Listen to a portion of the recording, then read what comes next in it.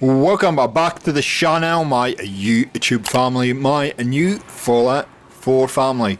We've been doing some scientific research on the channel lately. It doesn't happen often. It's quite a miracle, but I did recently put out a video advising if you're going to play Fallout for the first time, which Fallout would you play, and it was a resounding Fallout 4 was the Fallout game of choice. Now, many of you are joining us in the Fallout universe for the first time, having seen the TV show and got a little curious. Fallout has been very, very popular, and for some reason I realised the other day that we haven't done a beginner's guide for Fallout 4. So this is what we're going to focus on today. I'm going to give you the basics of getting started in the game, the things that you need to concentrate on, and hopefully it will get you ahead of the curve playing the game, let you understand it a little bit more, and yeah, it will help a whole heap of new people to the franchise.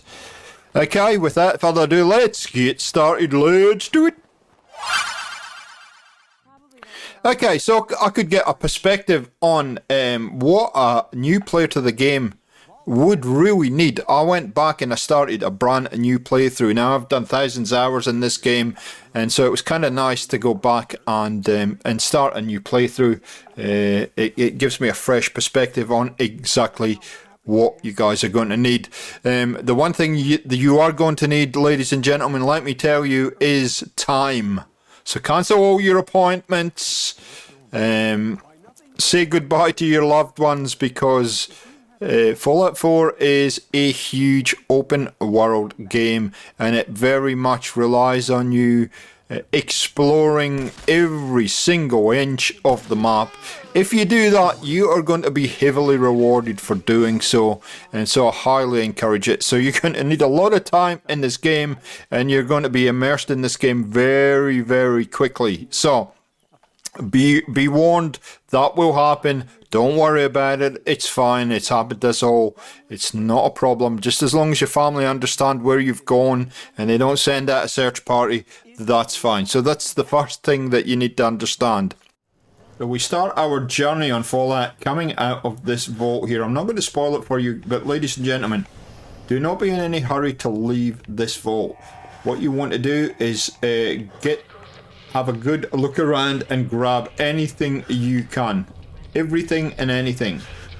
And this is going to be something that you're going to have to do a lot in the game. So to get used to it is very early on. I would highly encourage you to do this, is loot absolutely everything. And we'll talk about why fairly shortly.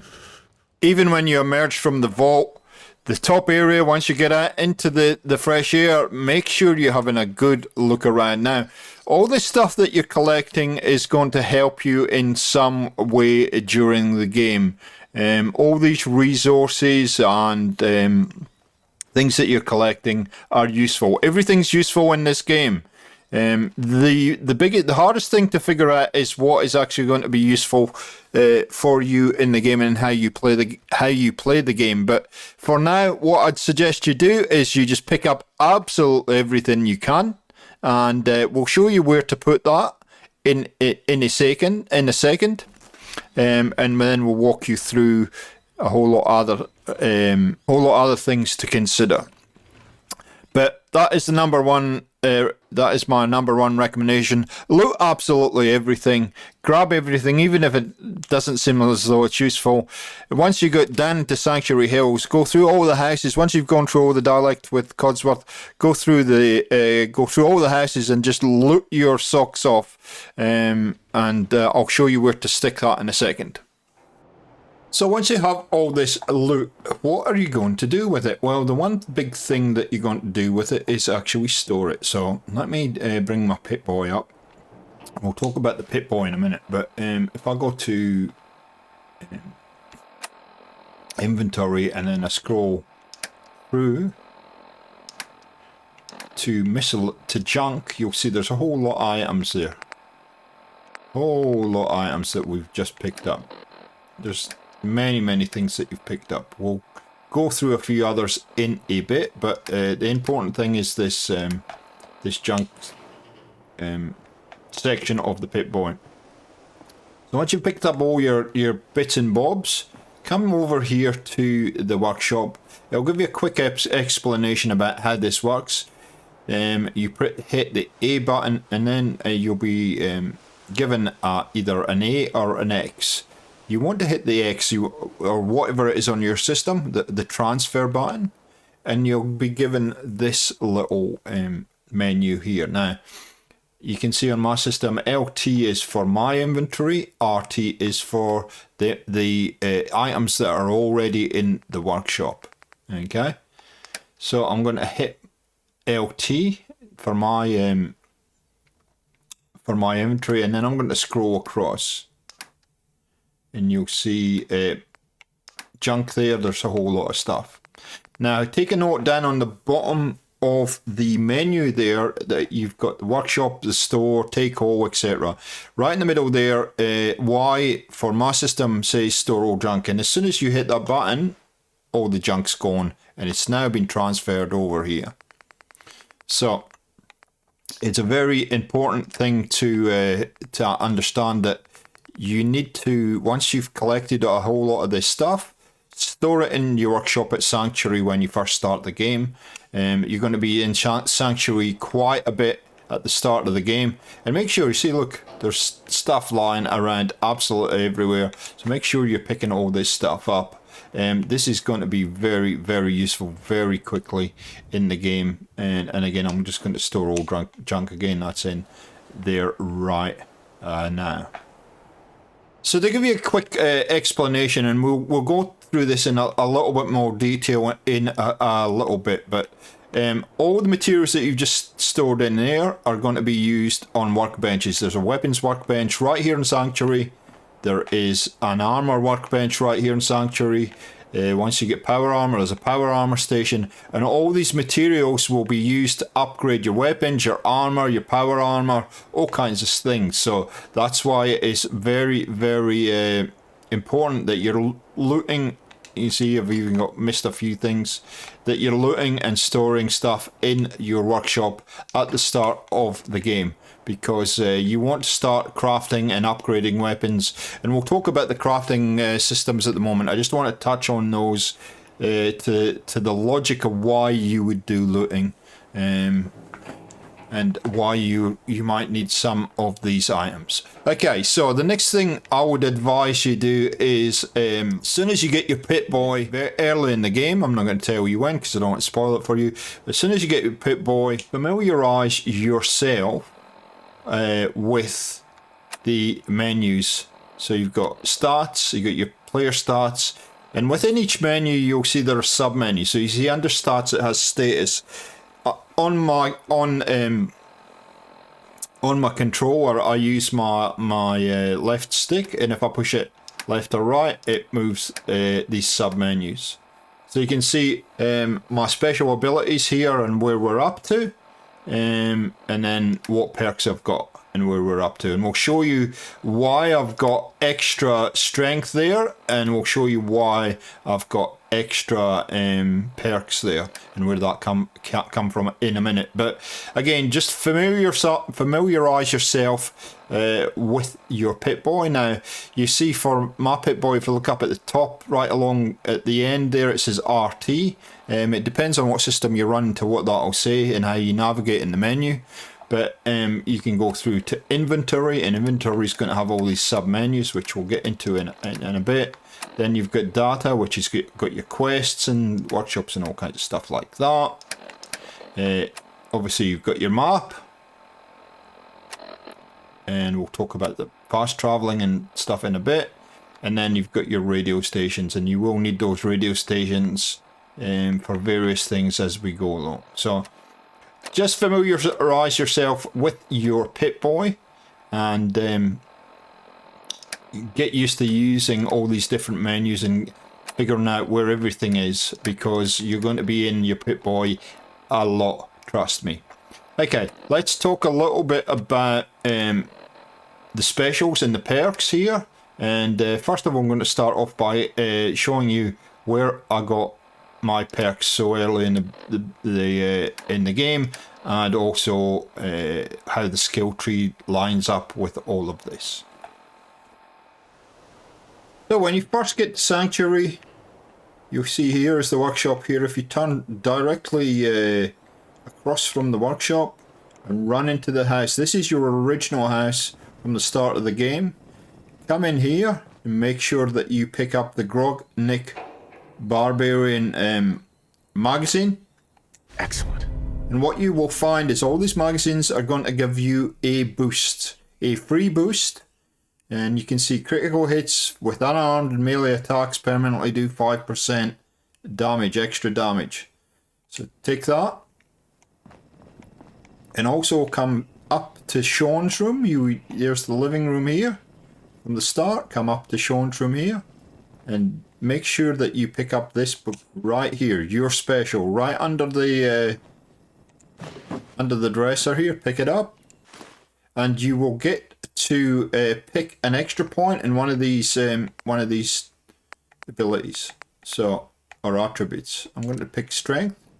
So again, 2 freebie points. Now the magazines you're going to have, there is a ton of magazines to collect, and I might give you some footage of my collection, but make sure that you are picking up these magazines as you go through the world. There are guides online if you want to have a list of magazines, where they are, what they do. There are plenty of guides online where you can pick up, and it will show you exactly where these magazines are, and you can be on the lookout as you go through the Commonwealth so that you're picking these things up. And you can... Okay, when you start the game, you're going to get a visit very early in the piece from the Vault-Tec guy. Now, you're going to have to go through a little bit of dialect with him, and then he will throw up a menu. It will prompt a menu, which is your special attributes. Now, what points should you spend in these menus? It really doesn't matter, because as I'm about to show you with the skill tree, you can add to these. But I'd suggest just carefully consider, read through each of these attributes and pick what sort of suits your general play style for games, and go with that. Like I said, you can change this and balance this out a little bit later, but the points that you add straight up, you can't minus any points out of the specials, but you can add to them. So when you're new, if you're like me, it's very difficult to kind of figure out what these points mean for the game. So yeah, I tend to balance mine more on the strength side, but it's up to you what you prefer here. But you can see kind of where my points head roughly. But I like to have a fairly balanced number of points in each category, and then I'll add to them as I go. And we'll show the skill tree now so that you can see what I'm talking about. Okay, so the skill tree. Every time you level up, and you can level up for in a whole range of ways. You can level up just scrapping in Sanctuary. It's one way you can do it. There's many ways you're going to level up, but once you level up, you're going to get a skill point. So where is the skill menu? How do I spend the point G4?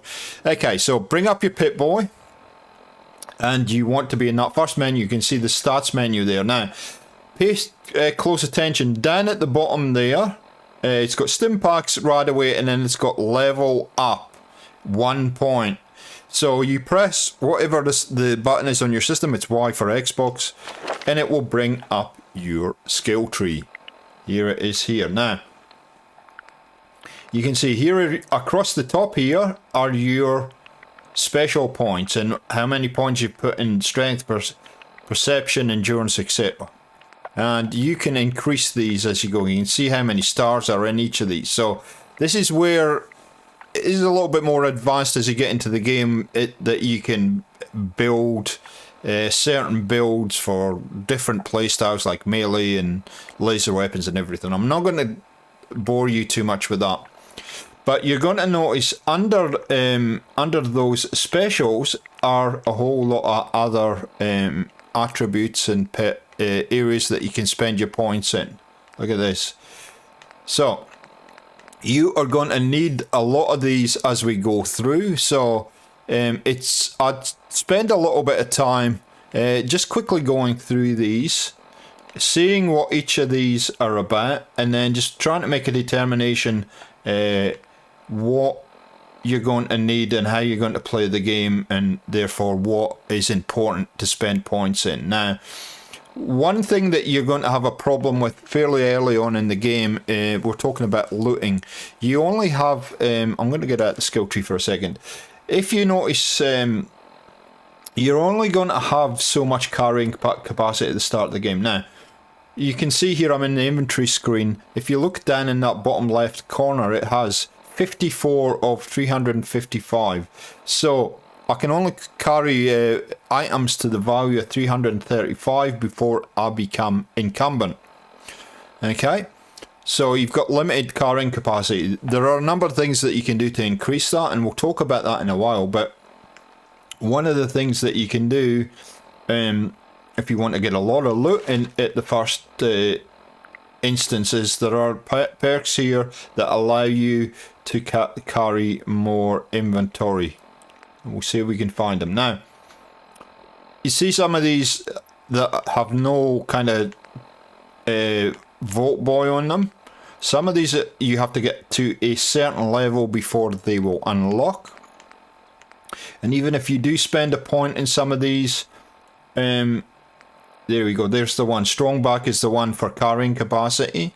But again, you're only going to be able to unlock, for instance, Strongback to a certain point, because they will need you to be at a certain level to progress and spend more points in them. So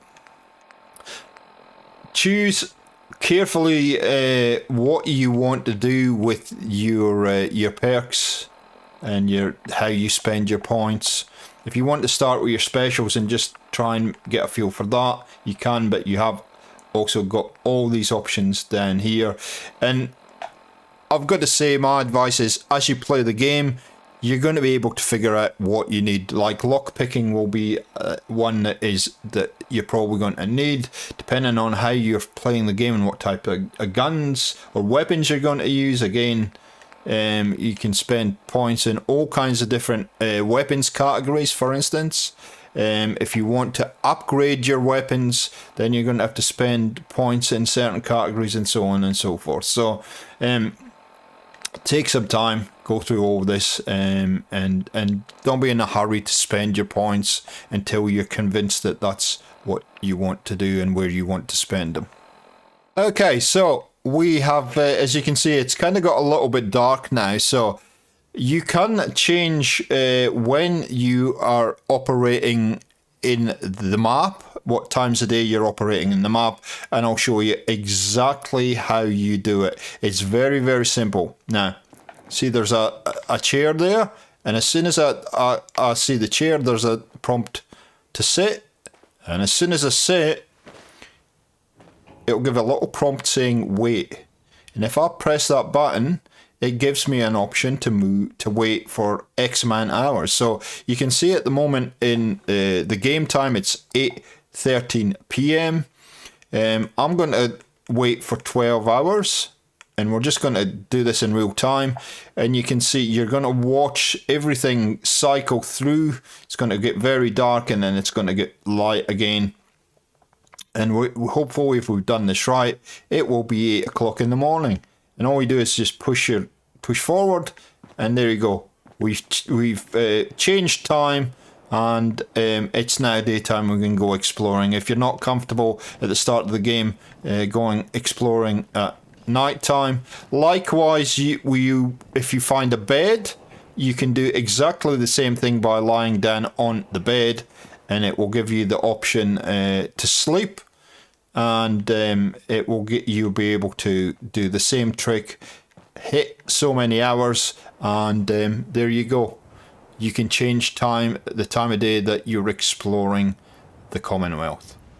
Okay, so we've covered your loot and some of the junk that you pick up and what that's for. I also want to quickly just talk about the another thing that you're going to pick up as you go through. There's going to be lots of stuff that you pick up, but you're going to pick up a lot of aid items as you go through the game. Now, I'm not going to go on specifics as such. I just want you to be aware of everything that you pick up and what it does. So, because some of them have extra extra things that they will give you. Now, you can see, for instance, Buffet here has, when you take a Buffet, it will give you 2 extra strength points and 2 extra endurance points. Medex will give you 25 damage resistance, 250 poison resistance, and so on and so forth. So something like Psycho will give you 20 plus 25 damage and 25 resistance, etc. So all of these aid items are useful for you. It's up to you how you want to use them, but use them effectively when you need them. Don't be popping them all the time. Pop them when you need them. My advice is you should at least have some purified water with you, some Radex, which means you're resistant to radiation, and if you do get irradiated, then you need some Radaway that will get rid of it. And also you're going to need some stim packs. Those are kind of the 4 essentials that I would kind of suggest that you have with you at all times. You can see the stim packs, there's no weight, so it doesn't matter how many you're going to carry. With some of this other stuff, it is going to have a weight behind it. And there's all kinds of buffs to, like, for instance, roast Marlac meat gives you a boost to your health points by 70 and max action points by 10, and so on and so forth. So just be aware that these aid items aren't just there for just to refresh you and keep your strength up. They all have functions, and there's also I forget which one it is, but there's also one that you can take that if you are incumbent, you can pop it, and it'll give you some more carrying capacity for a short period of time. And a lot of these are timed. You can see with for instance, we'll go back to Buffet. You can see it does add strength, it does add endurance, but you can see there's a little clock icon next to that, and that's just saying that there's a limited time that Buffet is going to work for, and you'll see an on-screen point when you use it and an on-screen point when it wears off. Okay, so it's very important that you understand the aid menu and what that's all about. Okay, so let's get into crafting. Now, this is my other account I've gone on to. As you can see, I'm pretty far progressed in the game, and this is my little player house, and we're going to talk about the player home in a little bit. But this is my crafting area. So I've got a chemistry station there. I have an armor bench. I have a weapons bench, and I have up here a cooking area, cooking stove. Now, cooking stove will have a whole lot of different recipes depending on what you've picked up. It will allow you to craft these, but you are going to need resources, and this is where all this junk comes in handy. So you can see there's a whole lot of recipes there. I need a Marlac egg, Marlac meat, some oil, and some razor grain, and these all change depending on what you want to do. Okay, so that's for your aid and for all the food items that you pick up. For the weapons bench, this will allow you to upgrade your weapons, and I've upgraded most of these, but I'll just quickly show you how this works. So you just press modify, and you can see here I've got the powerful automatic receiver on in that first column, but there are a whole lot of different options, and these options won't show up straight away. You will, as you progress through the game, more and more of these will show up. But I wanted to draw your attention to this armor piercing automatic receiver. See right over at the right hand side, it says it requires gun nut at rank 1, and then so you're not going to be able to even make this unless you've got rank 1. Gun nut rapid automatic receiver needs gun nut rank 2, and so on and so on. So this is where the skill tree starts to work in your favor as you're upgrading weapons, and you can see if I wanted to put a powerful automatic receiver, sorry, if I want, for instance, if I wanted to put an advanced receiver on this 10mm pistol, I need adhesive, aluminium, gear, oil and screws to do that, plus gun nut too. So that's how your crafting works. You should be able to do some crafting pretty early in the game, and I'd can encourage you to do this if you can. Now, just looking at the receivers, if you keep an eye on the little menu on the left hand side where it has damage, fire rate, etc., if I start to flick down these different receivers, you can see the damage changes, okay? And then some of the other things change in that menu as well. So not only does the damage change, but the weight and the value of the weapon by modding it will change, and then the accuracy will change. So you have to spend a little bit of time making the decision which one of these mods you want to put on your weapons to improve them. And with every weapon there'll be different mod things that you can change. That is the receivers, there's the barrels, there's grips, there's ammunition magazines, sights, there's all kinds of stuff on here. So you're going to have to spend a little bit of time just going through each of these categories and seeing what kind of works for you, what's available, if it's not available, how many points you're going to need to spend to make that category available in the skill tree, etc. So the armor workbench works in exactly the same way. You can upgrade your armor, and again you just click into it and you can do a little bit of modification to your armor in the same way. And all the crafting benches pretty much work like this. The chemistry bench is a little bit different. You can actually make different drugs, if you like, if that, for want of a better word. You can make all kinds of stuff. Jet, mentats. There's all kinds of stuff there, but obviously, once again, you need resources to be able to make all of this stuff, and it's very clearly laid out there. And again, you can see chemist rank 1 for some of this stuff. You can make fireworks, you can make grenades, you can make all kinds of stuff in here. So that's how crafting works, ladies and gentlemen. It's pretty straightforward once you understand what the menus are doing and how it links with the skill tree. So Fallout 4 is all about exploring. The more you explore, the more you're going to find. I've been playing the game for a number of years now, and I'm still finding new places and new things in the Commonwealth. So exploring, it's all about exploring.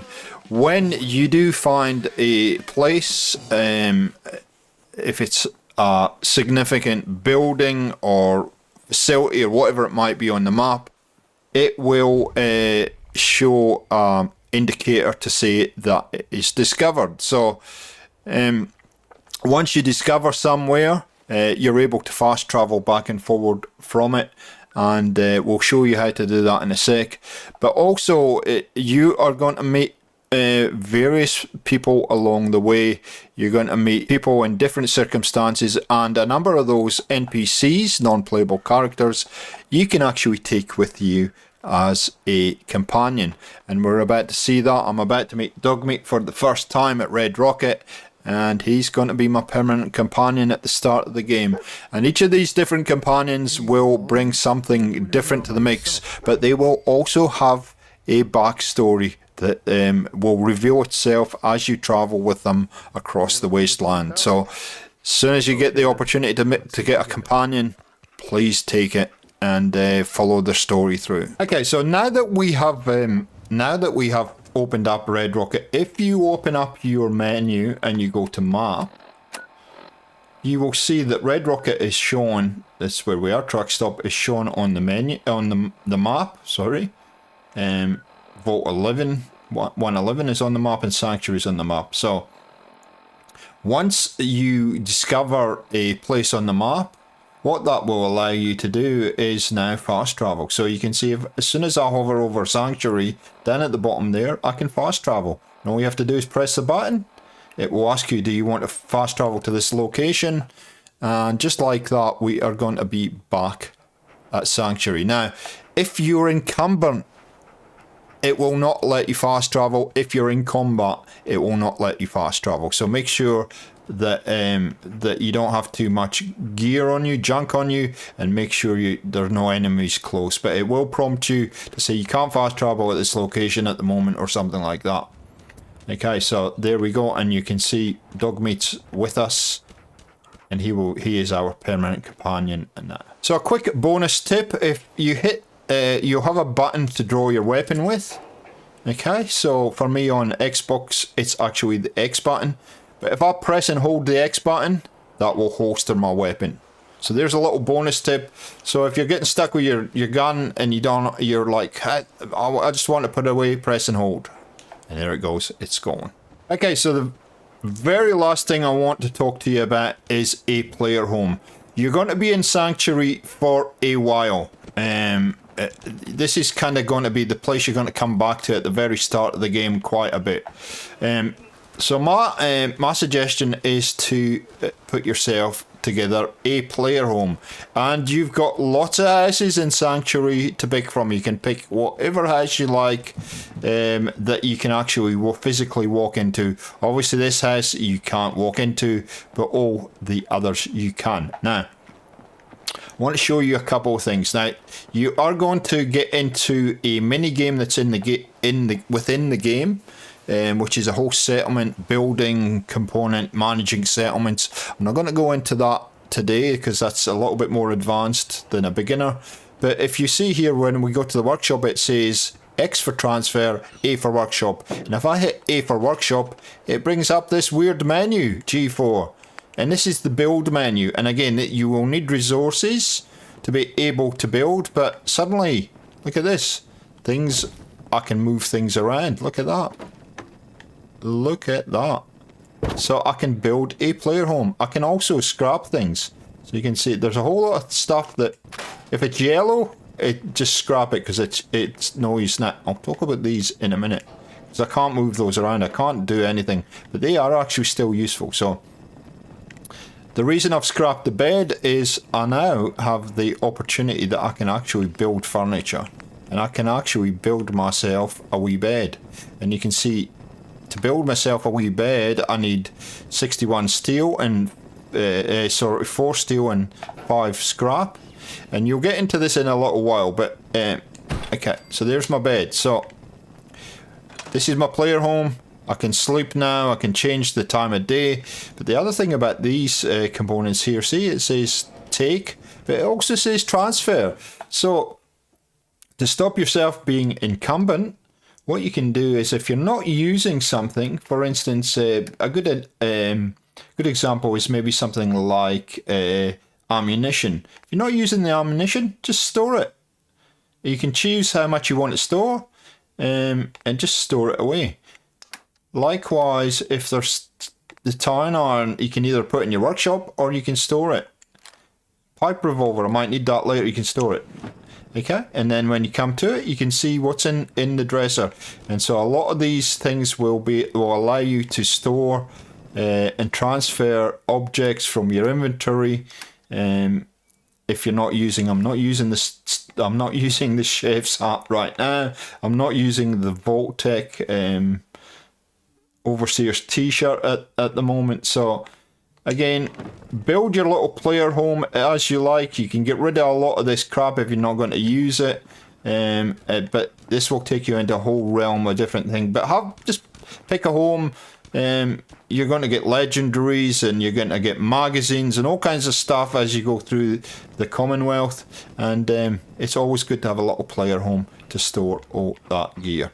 Okay, ladies and gentlemen, this has been quite a long video, so I'm going to leave it there for today. I hope it's been extremely useful for you to get your head around the basics of Fallout 4 and how to get started, and a few things that are really key for you to understand to play the game effectively in the first kind of 10 to 20 hours, and you're just going to learn more and more and build on more and more of the information that we've given you in the video today. So with that, I'm going to say thank you so much for watching. If you did enjoy the video and it's super useful for you, let me know in the comments down below. I always like to hear from you guys to make sure that the guides that we're putting out in this channel are useful and on point, and we will catch you next time on Gaming for XP. See ya.